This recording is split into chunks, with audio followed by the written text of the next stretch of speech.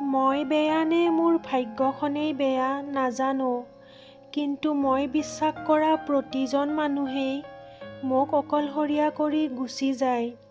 নাজানো মোৰ ভুল ক'ত। জীৱনত তুমি কাৰোবাক পোৱাটো ডাঙৰ কথা নহয়। আপুনি যাক পাইছে জীৱনৰ শেষ মুহূৰ্ত পৰ্যন্ত তেওঁক কাষত পোৱাটোহে ডাঙৰ কথা।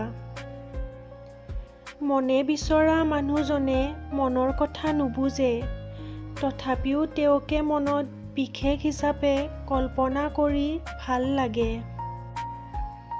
সৰু সৰু আঘাততেই বহুত কষ্ট পোৱা মানুহবোৰ আচলতে দুৰ্বল নহয়।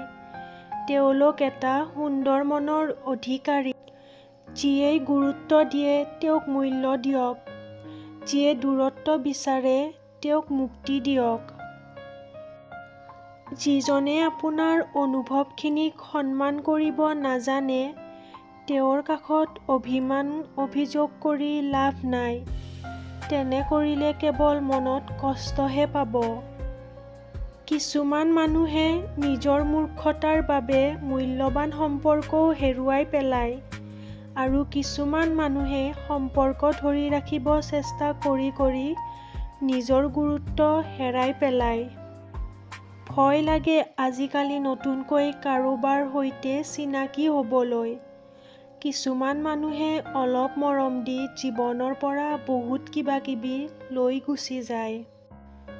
কাৰো ওপৰত ভৰসা কৰি লাভ নাই, কাৰণ মানুহে নতুন মানুহ লগ পালেই পুৰণিক পাহৰি যায়।